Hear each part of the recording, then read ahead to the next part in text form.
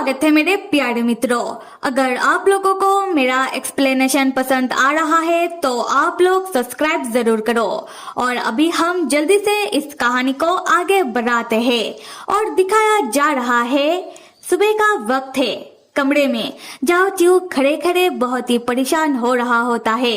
तब जे जाओ चिऊ से कहता है कि जाओ चिऊ इतना मत सोचो और चलो चलकर नाश्ता कर लेते हैं। फिर जे जैसे ही जाओ चिऊ का हाथ पकड़ता है जाओ चिऊ को ले जाने के लिए, तभी जे जाओ चिऊ को अपनी ओर घुमाता है और तुरंत अपना हाथ जाओ चिऊ के माथे पर रखता हुआ कहता है कि ये क्या जाओ चिऊ, तुम्हें तो बुखार है। जाओ चिऊ कहता है कि इतना भी कोई सीरियस नहीं है, मैं बिल्कुल ठीक हूँ। फिर जाओ चिऊ जे का हाथ अपने माथे से हटाने की कोशिश करने लगता है पर जे अपना हाथ नहीं हटाता। जाओ चिऊ तब बकवास करता हुआ कहता है कि अरे जे तुम्हें नहीं पता, अगर किसी को हल्का बुखार आता है तब उसका दिमाग खुल जाता है और वो अच्छे से सोच पाता है। तब जे अपने मन ही मन कहता है कि पर लग तो नहीं रहा कि तुम्हें कोई हल्की सी बुखार आया है।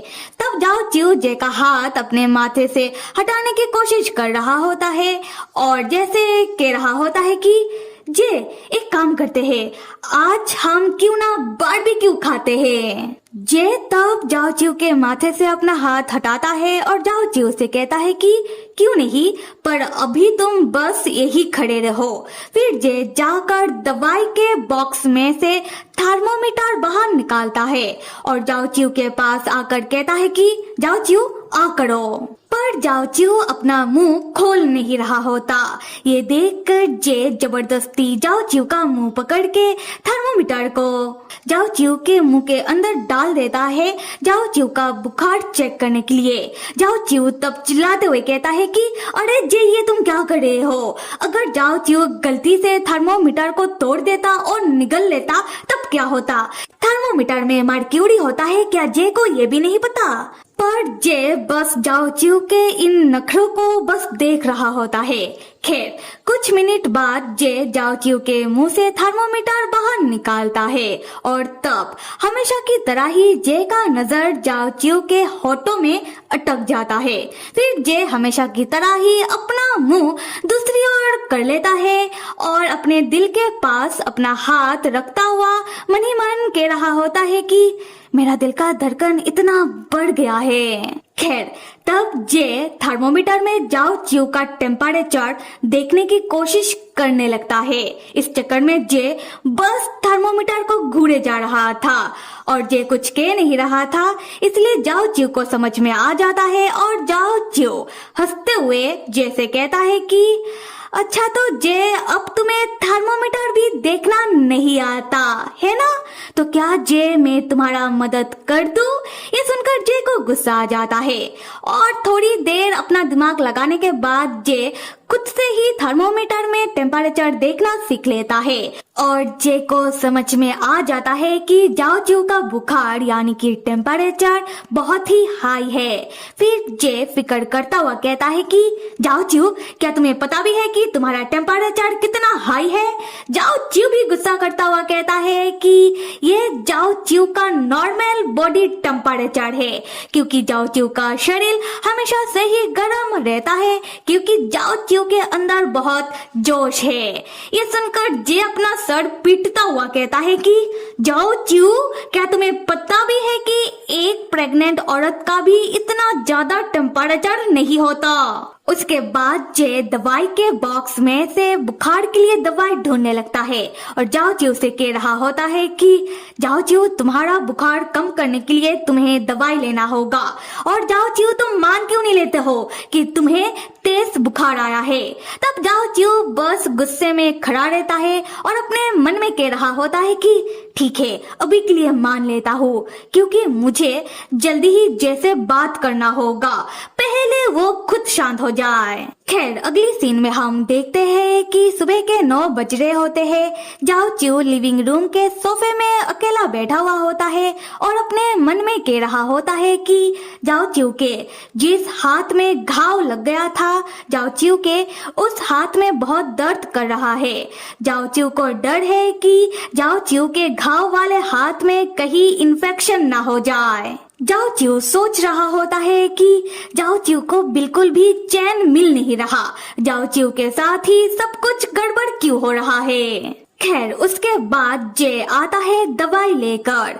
जे जाओ चिऊ से कहता है कि जे ने दवाई की इंस्ट्रक्शन अच्छे से पढ़ लिया है, तो जाओ चिऊ पहले तुम्हें पेन किलर लेना होगा, उसके बाद तुम्हें बुखार का दवाई लेना होगा। फिर जे जाओ चिऊ को दवाई पकड़ाता है और पानी का ग्लास देता है। जाओ चिऊ दवाई खा लेता है और पानी पीता हुआ पानी का ग्लास वापस जे को देता हुआ कहता है कि जाओ चिऊ ने दवाई खा ली है, अब जाओ चिऊ बिल्कुल ठीक है। जे तब जाओ चिऊ से कहता है कि वाह, बिल्कुल नखरा नहीं किया, बहुत अच्छे जाओ चिऊ। जे जब ग्लास को रखने के लिए रसोई में जा रहा होता है, जाओ चिऊ तब जे को रोककर कहता है कि फ्रिज में मीट रखा हुआ है, पर जाओ चिऊ को नहीं पता है कि वो मीट अभी भी सही है या फिर खराब हो चुका है। अगर सही है तो जाओ चिऊ ने बहुत लंबे वक्त से बारबेक्यू नहीं खाया है, और हाँ जे बारबेक्यू बनाना बहुत ही आसान है। जे तब परेशान होता हुआ अपने मन ही मन सोच रहा होता है कि जाओ चिऊ का तबीयत सही नहीं है, इसलिए जे अभी जाओ चिऊ को कुछ भी करने नहीं दे सकता। पर इसका मतलब ये नहीं है कि जाओ चिऊ जो खाना चाहता है जे वो खाने से जाओ चिऊ को रोक सकता है। फिर जे कहता है कि ठीक है जाओ चिऊ, बताओ मुझे कि मैं बारबेक्यू कैसे बना सकता हूँ। और अगले सीन में हम जाओ चिऊ और जे को रसोई में देखते हैं। जे फ्रिज में से मीट का पैकेट बाहर निकालता है और कहता है कि देखने में तो ठीक लग रहा है। जाओ चिऊ कहता है कि जे इसे तुम्हें टुकड़ों में काटना होगा, जे क्या तुम कर पाओगे या फिर मैं कर दूं? जे कहता है कि नहीं नहीं, मैं कर लूंगा। उसके बाद जे अपने हाथों में छुरी लेकर मीट के पीस को घूर रहा होता है और मन ही मन कह रहा होता है कि जे को इसे सही टुकड़ों में काटना होगा। फिर जे मीट को काटना शुरू करता है। बहुत कोशिश करने के बाद भी जे मीट का एक भी टुकड़ा काट नहीं पाता और थक हार कर जे जाओ चिऊ को बताता है कि जाओ चिऊ, ये मीट का पीस काट क्यों नहीं रहा।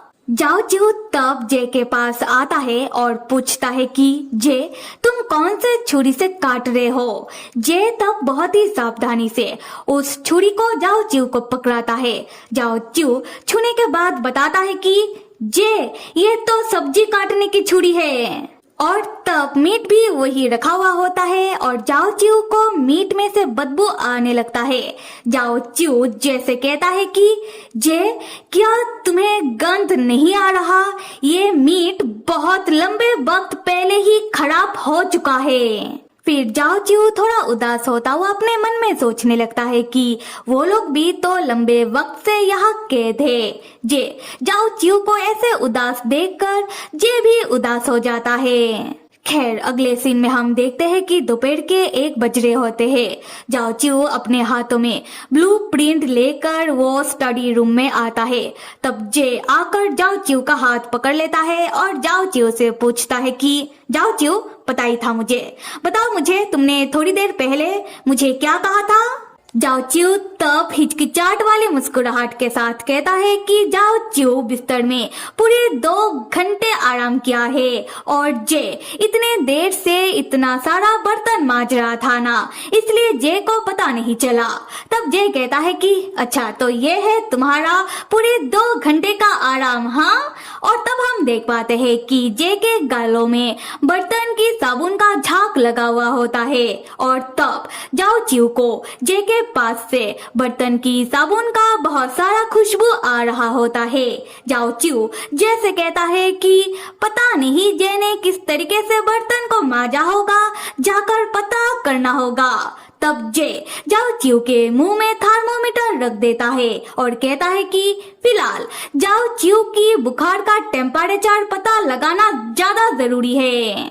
जाओ च्यू मुंह बनाते हुए अपने मन ही मन कहता है कि जाओ च्यू ने तो दवाई ले ली थी, तो फिर जाओ च्यू का बुखार कम हो गया होगा। खैर कुछ मिनट बाद जब जे जाओ च्यू का थर्मोमीटर देखता है, जे बताता है कि जाओ च्यू का बुखार पहले से बस जरा सा ही कम हुआ है, पर अभी भी जाओ च्यू का बुखार पूरी तरीके से उतरा नहीं है, और अगर जाओ च्यू ऐसा ही करता रहा तो जाओ च्यू अपना बुखार और ज्यादा बढ़ा देगा। जाओ च्यू तब उल्टा जे के ऊपर ही भड़क जाता है, ये कहते हुए कि जे को थर्मोमीटर सही से देखना नहीं आता है, इसलिए जे को समझ में नहीं आ रहा। जे कहता है कि जे को थर्मोमीटर देखना आ चुका है और जे को सब समझ में आ रहा है। फिर जे जाओ च्यू को अपने बाहों में उठा लेता है और जाओ च्यू से कहता है कि मुझे सब समझ में आ रहा है, अब चलो चलकर आराम करो, तुम्हें आराम की जरूरत है। फिर जे जाओ च्यू को बेडरूम की ओर लेकर जाने लगता है। उसके बाद जे जाओ च्यू को कमरे में लेकर आता है। जाओ च्यू तब चिल्ला रहा होता है, जे तब जाओ च्यू को बस बिस्तर में पटक देता है। जाओ च्यू अभी भी चिल्ला रहा होता है। जे तब एक ब्लैंकेट से जाओ च्यू को पूरी तरीके से कवर कर देता है और जाओ च्यू को लेटाता हुआ कहता है कि बस हो गया जाओ च्यू, अभी तुम सो जाओ। और तब जाओ च्यू भी अपने मन ही मन सोचने लगता है कि जाओ च्यू के हाईटेक ब्रेसलेट से जाओ च्यू को फिर से करंट का झटका लग जाए, इससे पहले यही अच्छा होगा कि जाओ च्यू थोड़ी देर के लिए सो ही जाए। और दूसरी तरफ जे जो जाओ च्यू को तब तक देखता रहता है जब तक जाओ च्यू सो नहीं जाता। जैसे ही जाओ च्यू सो जाता है, जे तब कमरे से स्टडी रूम की ओर जाने लगता है, मन में सोचते हुए कि कल जब जाओ च्यू ह्यू को लेकर परेशान होकर ह्यू के बारे में जो कुछ भी कह रहा था, इन सब से जे के मन में एक ख्याल आया है। जे को भी जानना है कि ह्यू असल में चाहता क्या था। तब जे याद करने लगता है कि हॉस्पिटल में ह्यू के आखिरी वक्त में ह्यू ने जो कुछ भी कहा था। तब जे को याद आता है कि ह्यू ने कहा था जाओ च्यू के पास जाने के लिए और जाओ च्यू के ऊपर नजर रखने के लिए। जे को याद आता है कि ह्यू जब जाओ च्यू के बारे में बात कर रहा था तब ह्यू के शक्ल में एक अजीब सी बेचैनी थी। जे सोच रहा होता है कि ये जो अपार्टमेंट है ये सबसे छुपा हुआ है, तो फिर ह्यू ने जे को इतने हल्के में कैसे ले लिया। इसका तो एक ही मतलब निकलता है कि ये जो अपार्टमेंट है जिसका कमरा नंबर है 1603, इसकी बेड़ियों को ह्यू के हिसाब से तोड़ा जा सकता है। उसके बाद जे स्टडी रूम के अंदर आता है और ह्यू के कंप्यूटर के सामने बैठ जाता है। कंप्यूटर को ऑन करता हुआ अपने मन ही मन सोच रहा होता है कि पर कुछ तो ऐसा है जो मेरे समझ के बाहर है। मुझे ह्यू और जाओ च्यू के पास्ट के बारे में और जानकारी निकालना पड़ेगा, पर जाओ च्यू इस बारे में कोई बात करना नहीं चाहता। इस तरीके से तो ये गुत्थी कभी सुलझेगा ही नहीं। खैर अभी जो जाओ च्यू के हाथों में इतना गहरा घाव लगा है, कहीं जाओ च्यू को इन्फेक्शन ना हो जाए, इसके लिए जाओ च्यू को जल्द से जल्द इस अपार्टमेंट से बाहर निकालना ही पड़ेगा। उसके बाद जे ह्यू के कंप्यूटर को सर्च करने लगता है और मन में कह रहा होता है कि क्या पता ह्यू के कंप्यूटर में मुझे और कुछ जरूरी चीज मिल जाए। और तभी जे को ह्यू के कंप्यूटर में कुछ मिल जाता है जो देखकर जे के आंखों में एक चमक आ जाता है और होठों में एक मुस्कान। और जे कहता है कि जब जाओ च्यू की आंखें सही हो जाएगा, ये देखने के बाद तो जाओ च्यू बहुत खुश होगा। अगले सीन में हम देखते हैं कि दोपहर के 3 बज रहे होते हैं। जे फिर से कमरे में आता है जाओ च्यू को देखने के लिए, पर जाओ च्यू बिस्तर में नहीं होता क्योंकि अब जाओ च्यू जाग चुका होता है और जाओ च्यू सामने के खिड़की में अपना कान लगाकर खड़ा होता है। वैसे तो इस अपार्टमेंट के सारे खिड़की सीमेंट से पूरी तरीके से सील होते हैं। खैर जे पूछता है कि जाओ च्यू कर क्या रहे हो। जाओ च्यू जवाब देता है कि बाहर बहुत तेज बिजली और बारिश का आवाज सुनाई दे रहा है। तब जे भी आकर उसी खिड़की में अपना कान लगाकर खड़ा हो जाता है और जे मन में कहता है कि हाँ, बारिश इतना तेज है कि खिड़की को मार रही होती है। फिर जे जाओ चिऊ को बताता है कि टाइफून आने वाला था। लगता है कि बाहर टाइफून आ चुका है और अभी भी चल रहा है। जाओ चिऊ उदास होता हुआ कहता है कि क्या टाइफून? मैं कब से इस अपार्टमेंट में कैद हूँ, क्योंकि इस अपार्टमेंट में कैद होने के कारण जाओ चिऊ को पता ही नहीं चल रहा कि बाहर का मौसम कब बदल रहा है। खैर जाओ चिऊ कहता है कि पता नहीं ये मौसम खत्म होने से पहले जाओ चिऊ के साथ और क्या होने वाला है। ये ख्याल ही जाओ चिऊ को डरा देता है। जे तुम ही बताओ, क्या ये डरावना नहीं है? जे तब बहुत ही प्यार से जाओ चिऊ के सर में अपना हाथ रखता है। फिर जाओ चिऊ कहता है कि जे तुम तो एक ऐसे आदमी होगे ना जिसके लिए अपना रुतबा बहुत ही जरूरी होगा और जिसको सब ही लोग चाहते होंगे, नहीं? तब जे कहता है कि नहीं जाओ चिऊ, मैं लोगों के इतने भी करीब नहीं हूँ। और ये कहते हुए जे जाओ चिऊ के बहुत करीब चला आता है, इतना कि जे जाओ चिऊ के आंखों में खोस आ जाता है। तब जाओ चिऊ कह रहा होता है कि अच्छा, तो जे तुम लोगों के करीब नहीं हो तो फिर जे तुम कुछ दिनों से मेरे से इतना चिपक क्यों रहे हो? क्यों जे तुम मेरा हद से ज्यादा ख्याल रख रहे हो, किसी अपनों की तरह? क्यों जे? मुझे सच बताओ। तब जे जाओ चिऊ के होठों के ओर देख रहा होता है और अपने मन में सोच रहा होता है कि क्या बुखार के कारण जाओ चिऊ के होठ इतने लाल हो चुके हैं। जे तब जाओ चिऊ से कहता है कि क्या तुम्हें सच में जानना है? उसके बाद जे जाओ चिऊ के दोनों बाजू को कस के पकड़ता है और जाओ चिऊ के होठों में किस करने लगता है, बिल्कुल उसी तरीके से जब क्रूज में जे और जाओ चिऊ ने अपने पहली रात में जे ने जाओ चिऊ को किस किया था, बिल्कुल वैसा ही। और दूसरी तरफ जाओ चिऊ जो पहले चौंक जाता है और जे को हटाने की कोशिश करता है, पर नहीं, जे हटता नहीं। जे जाओ चिऊ को किस किए जा रहा था, उसके बाद जे खुद ही रुक जाता है और पीछे हटता है। तब जाओ चिऊ का मुंह लाल हो चुका था। जाओ चिऊ जैसे पूछता है कि ये तुम कर क्या रहे थे और कौन हो तुम? तब जे भावुक हो जाता है और अपना हाथ जाओ चिऊ के आगे करता हुआ बिल्कुल जाओ चिऊ की अंदाज में ही कहता है कि मिस्टर, क्या तुम मेरे साथ डांस करोगे? तब जाओ चिऊ चौंक जाता है और जाओ चिऊ क्रूज की अपनी और जे की यादों को याद करने लगता है। जाओ चिऊ को याद आता है कि जाओ चिऊ ने तो मिस्टर क्रूज की वो ढंग का 6 फुट के मार्क्स वाले लड़के को कहा था, जिसके साथ जाओ चिऊ ने क्रूज में बॉल डांस किया था और जिसके साथ जाओ चिऊ ने क्रूज में अपना पहला रात गुजारा था। उसके बाद जाओ चिऊ चिल्लाते हुए कहता है कि इसका मतलब तुम वो क्रूज वाले लड़के हो, तुमने मुझे पहले क्यों नहीं बताया? जे शर्माते हुए कहता है कि मैंने तो तुम्हें बताया था जब तुमने उस दिन मुझसे कहा था कि तुमने क्रूज में एक लड़के के साथ रात गुजारा था और वो लड़का दिखने में बहुत ही हैंडसम, लंबा चौड़ा और 6 फीट का था। तब मैंने तुमसे कहा था ना कि तुम तो मेरे बारे में बात कर रहे हो। और तब जाओ चिऊ याद करने लगता है कि जाओ चिऊ ने जे को क्रूज वाली अपनी पहली रात की बात बताई थी और ये याद करके जाओ चिऊ शर्मा जाता है और जे से कहता है कि बस आगे और एक लफ्ज मत कहना, वरना जाओ चिऊ खुद को ही ऊपर पहुंचा देगा। फिर जाओ चिऊ कहता है कि नहीं, जे तुम वो लड़के नहीं हो सकते। खैर जाने दो, तुम वही लड़के हो, है ना? उसके बाद उन दोनों के बीच एक अजीब सी लंबे समय का खामोशी छा जाता है। जे इंतजार कर रहा होता है कि जाओ चिऊ कुछ बोले। जाओ चिऊ कुछ कह नहीं रहा होता। आखिर में जाओ चिऊ ही कहता है। जाओ चिऊ को लगता है कि ह्यू इस दुनिया को छोड़कर नहीं गया है, बल्कि ह्यू उन दोनों के साथ कोई खेल खेल रहा है।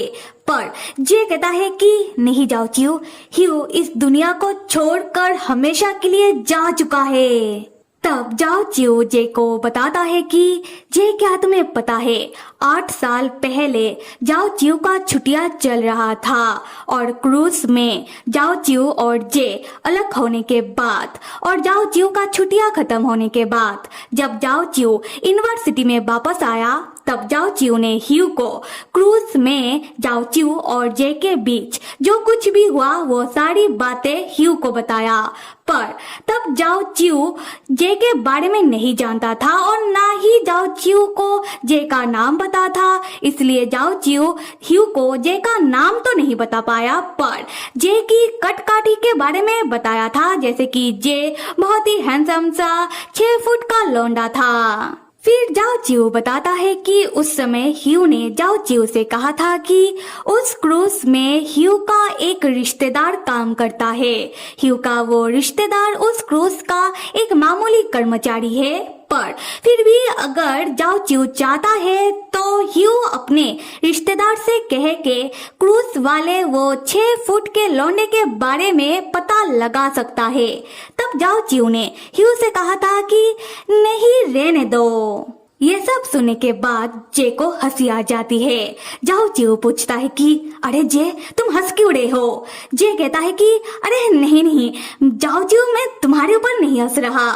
फिर जे पूछता है कि क्या जाओ चिऊ ने ह्यू को जे का साइज भी बताया? पहले तो जाओ चिऊ को समझ में नहीं आता और जाओ चिऊ कह देता है कि हाँ जाओ चिऊ ने बताया तो था कि लौंडा 6 फुट का था। पर जे जिस तरीके से हंस रहा होता है जाओ चिऊ को अब समझ में आ जाता है कि जे कौन से साइज का बात कर रहा है। जाओ चिऊ गुस्सा करता हुआ कहता है कि जे मजाक करना बंद करो, मैं वो सब क्यों बताऊंगा। फिर जे अपना हंसी रोकता है और कहता है कि ठीक है अब आगे बताओ जाओ चिऊ कि क्या हुआ था। जाओ चिऊ बताता है कि जाओ चिऊ का कंप्यूटर चोरी होने से पहले और ह्यू ने जो जाओ चिऊ का डिजाइन चुराकर जो टॉप अवार्ड जीता था उससे पहले ह्यू जाओ चिऊ के पास आया था और ह्यू ने जाओ चिऊ से कहा था कि ह्यू ने उस क्रूज वाले 6 फुट के लौंडे को ढूंढ लिया है जिसके साथ जाओ चिऊ ने अपना रात गुजारा था। ह्यू जाओ चिऊ को बताता है कि ह्यू ने क्रूज का सीसीटीवी चेक किया है और ह्यू ने सीसीटीवी में जाओ चिऊ और उस 6 फुट के लौंडे को एक साथ देखा है।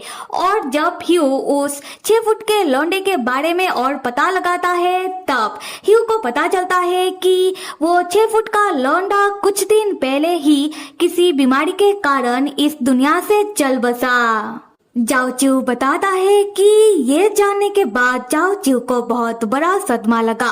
जाओ चिऊ को तब बहुत दुख हुआ था और ह्यू ने तब जाओ चिऊ को बहुत ही अच्छे से सांत्वना दिया था।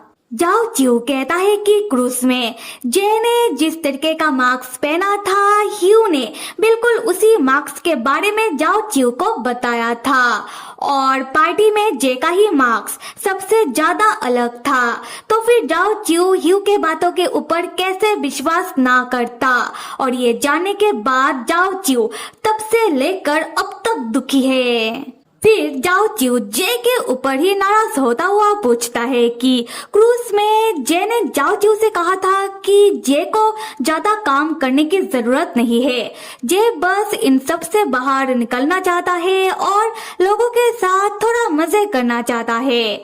जाओ चिऊ पूछता है कि जे क्या तुम्हारा कोई बॉस नहीं है जो तुम्हारे ऊपर नजर रख सके? तब जे बताता है कि जाओ चिऊ मेरी बात तो सुनो, मैं ही क्रूज का मालिक हूँ। असल में जाओ चिऊ उस दिन क्रूज में मैं पार्टी का इंतजाम देखने के लिए बाहर निकला था और तुमने ही उस समय मुझे अपने साथ खींच लिया था। तब जाओ चिऊ चिल्लाते हुए कहता है कि बस करो। फिर जाओ चिऊ सीरियस हो जाता है और जैसे कहता है कि ह्यू को पता था कि क्रूज में जाओ चिऊ ने किसके साथ अपना रात गुजारा था और ह्यू ने जे तुम्हें अपने इस अपार्टमेंट में भेजा है, इसके पीछे ह्यू का क्या मकसद हो सकता है। तब जे बताता है कि इस शहर में ह्यू का जे के अलावा और कोई रिश्तेदार नहीं है और हॉस्पिटल में भी जे के अलावा और कोई ह्यू से मिलने के लिए नहीं आया था और अगर ह्यू जे को जाओ चिऊ के पास नहीं बेचता और जे अगर जाओ चिऊ के पास नहीं आता तब शायद जाओ चिऊ इसी अपार्टमेंट में कैद होकर इंतजार करता हुआ भगवान का प्यारा हो जाता।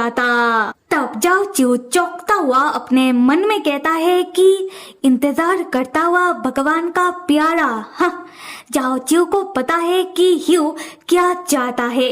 ये जो हाईटेक ब्रेसलेट है और ये जो अपार्टमेंट का सिक्योरिटी सिस्टम है, यहाँ पर जे या जाओ च्यू दोनों में से सिर्फ कोई एक ही बच सकता है। तो फिर मेरे प्यारे मित्रों, अगर आप लोग इस कहानी को लेकर कोई सवाल पूछना चाहते हो तो पूछ सकते हो, और इस कहानी को आगे देखने के लिए आप लोग लाइक, सब्सक्राइब और कमेंट जरूर करो। Till then stay with me and see you.